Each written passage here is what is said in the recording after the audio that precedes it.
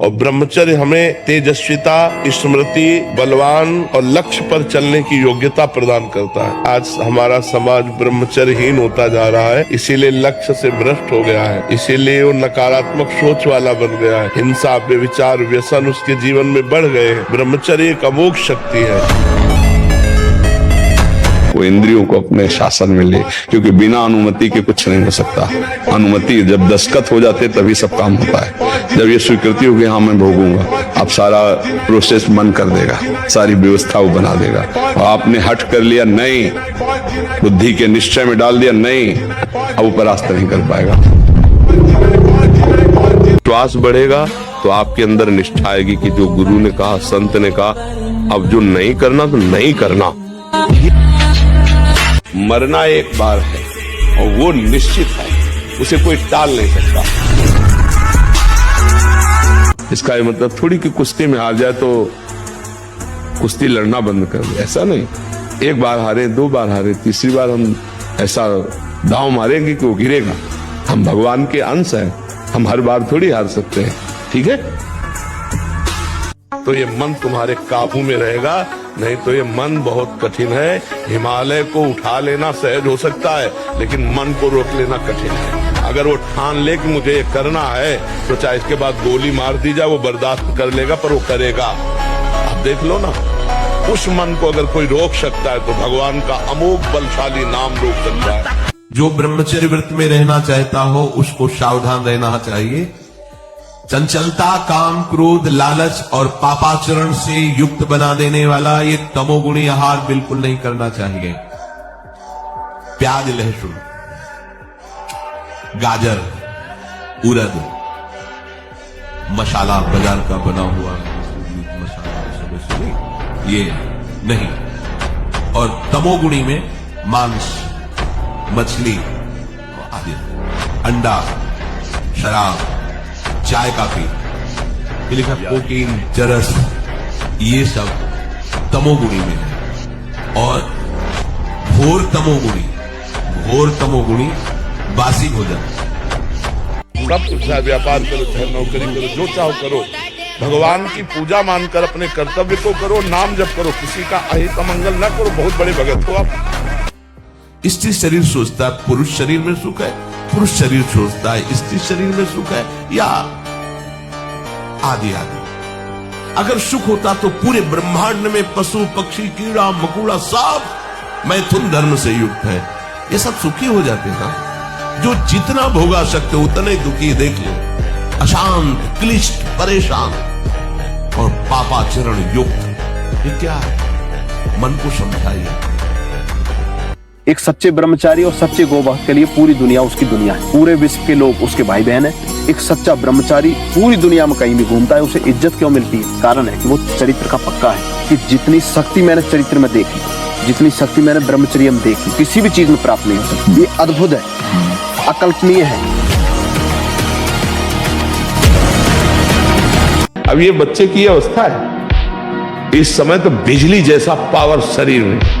18-20 की अवस्था मतलब समझते हो, उद्दंडता की मूर्ति, और हर समय एक शरीर में दिव्य तेज, दिव्य कांति, दिव्य उत्साह। अब आजकल के 15-18 वर्ष के ऐसे बच्चे कि अगर 4 सीढ़ी चढ़ के आए तो गांठों में ऐसे आदत। अब ऐसी अवस्था में तो 5 बार 8-9 खंड की अगर बिल्डिंग हो तो उतर चढ़ के जाए, फिर भी ऐसी दशा न हो, क्योंकि ब्रह्मचारी अवस्था होती है। सबसे पहले ऋषि देव दयानंद, इन्होंने ब्रह्मचर्य चरित्र के बल से आर्य समाज की स्थापना करी, 70 प्रकाश को लिखा और 18 बार जहर को पचाया। राममूर्ति पहलवान आगे पीछे वाली 10,000 दंड बैठक लगाते थे, अखंड बाल ब्रह्मचारी थे।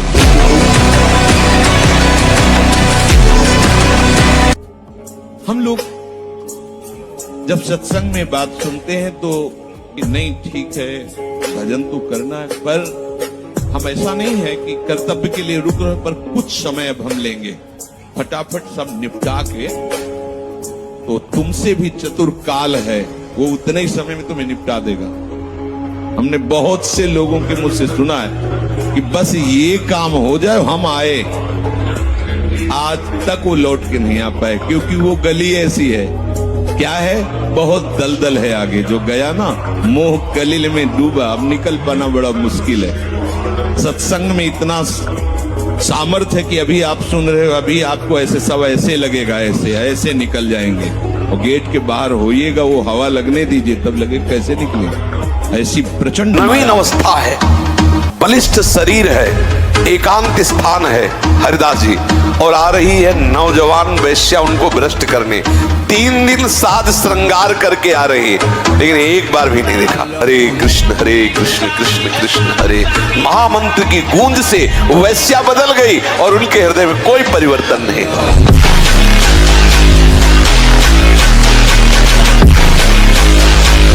पर जब अपना ब्रह्मणत्व तेज नष्ट कर, अगर एक बूंद भी शराब कभी जीवन में जिह्वा पर पहुंच गई, उसने अपने ब्रह्मत्व को नष्ट कर दिया, जो ब्रह्मणत्व किसी तपस्या से भी नहीं प्राप्त हो सकता।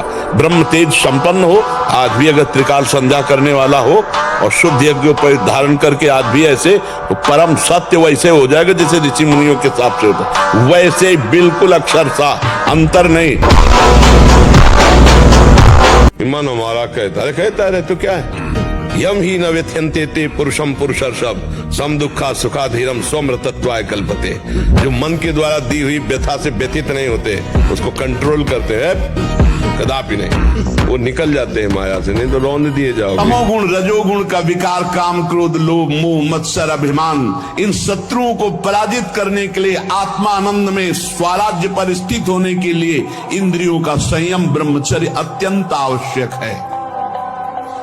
ब्रह्मचर्य का विमल प्रताप प्रकट होता है। वीरवान बलवान होता है, विद्वान होता है, तपस्वी होता है, मनस्वी होता है, त्यागी होता है, तत्व चिंतन परायण होता है। ब्रह्मचर्य में अलौकिक अमानुषिक शक्ति जागृत हो जाती है। अमानुषिक ऐसा कैसे हो सकता है? हो सकता है क्योंकि ब्रह्मचर्य है, क्योंकि भगवत मार्ग का पथिक है।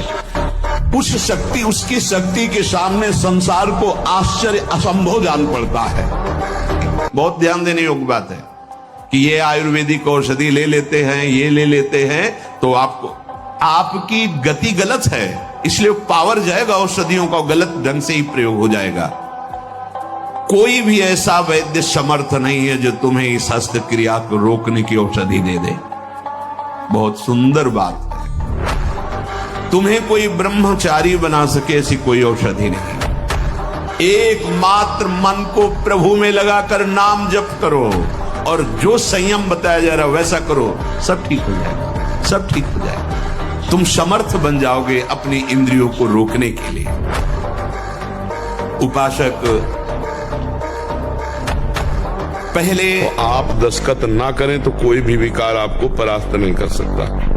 आपके मन में आ रहा है इसको गाली दें, अब हम मौन है, दिला दे भला गाली। आपके मन में आ रहा उधर देखो बहुत सुंदर, नहीं देखें। वो कह रहा गलत करो, नहीं करें। वो आप में विकार थोड़ी है, आप दृष्टा हैं उसके, पर आप दृष्टा न रहकर जब भोक्ता बन जाते हैं तब आप उसके हर विकार को हम अपने, यार आज मन कहता है ये खाएं, आज ये मन कहता है देखें, तो देखो मन मिला रसेंद्री से तो खाने की बात कर दी, और मन मिला नेत्रेंद्री से तो देखने की बात कर दी, और मन मिल गया जनेंद्री से तो भोगने की बात कर दी, मन मिल गया श्रवणेंद्री से तो सुनने की बात कर दी। और इस सबके आप जज हैं। क्या सुनना ठीक है वही सुनो, क्या भोगना ठीक है वही भोगो, क्या देखना ठीक हो वैसे ही देखो। तो अब क्या हो गया कि आप जज ना रह करके उसके गुलाम बन गए। वो जो कहता है वही करते हैं। इसीलिए ये कि जिसका चरित्र पवित्र होता है और जो अध्यात्मवान होता है, अध्यात्म से जुड़ा होता है, वो कहीं भी परास्त भी हो जाए तो विजय को प्राप्त होता है। जिसको ब्रह्मचर्य धारण करना है, ध्यान देकर सुनिए। सबसे पहला कार्य उसकी दिनचर्या में, चाहे बच्चा हो, चाहे जवान हो, या जो कोई भी हो, सूर्य उदय के पहले रात्रि के चौथे प्रहर में ही जाग जाना चाहिए। प्रातः 4 बजे बिल्कुल जग जाना चाहिए। और जो 8-10 बजे तक सोता है, वो कोई भी हो ब्रह्मचारी रह ही नहीं सकता। वो स्वप्न दोष का शिकार होगा, वो नाना प्रकार की कुचेष्टाओं का शिकार होगा, पक्का। ये जो बच्चे आजकल नहीं है ना, 4 दिन का परिचय है बॉयफ्रेंड से, और 20 साल तुम्हारे मम्मी पापा तुम्हें पढ़ाए लिखाए खवाए पियाए, और 20 मिनट में तुम उनको ठुकरा के चल दिए, तो 4 दिन का हाथ मिलाने वाला लड़का तुम्हारे जीवन को जानता है, तुम्हारे जीवन का निर्वाह कर देगा। केवल वासना की मूर्ति, इसके बाद देखना फटे कपड़े की तरह तुम्हारा जीवन हो जाएगा। जो तो आपकी स्मृति, आपका बल, आपकी चेतना जागृत रहेगी। बड़े से बड़ा दुख सहने की सामर्थ्य आती है ब्रह्मचर्य में। ब्रह्मचर्य अध्यात्म पावर पुष्ट, ब्रह्मचर्य संकल्प पावर पुष्ट, ब्रह्मचर्य सर्दी गर्मी बरसात पीड़ा इनको सहने की सामर्थ्य उसमें आती है। इसलिए हमारी प्रार्थना है कि अगर वास्तविक जीवन सही आनंद में जीना है तो ब्रह्मचर्य नाम जप। ब्रह्मचर्य एक विलक्षण महाव्रत है। शरीर में सहने की सामर्थ्य ब्रह्मचर्य से आती, गर्मी सर्दी बरसात मान अपमान निंदा स्तुति, ये ब्रह्मचर्य से सहने से। ब्रह्मचारी का एक एक रोम तेज से युक्त होने लगता है। ब्रह्मचारी कभी विचारों से दरिद्र नहीं होता है, चिंता नहीं होती, अशांति नहीं होती। ब्रह्मचर्य समस्त दोषों का नाश कर देता है। क्या मुर्दे जैसा जीवन, जो इंद्री जैसा चाहे वैसा डाउन कर दे, जैसा चाहे वो हमें शोक दे दे, दुख दे। थोड़ा सा साहसी बनो, तुम भगवान के अंश हो, तुम कुछ भी कर सकते हो, कुछ भी।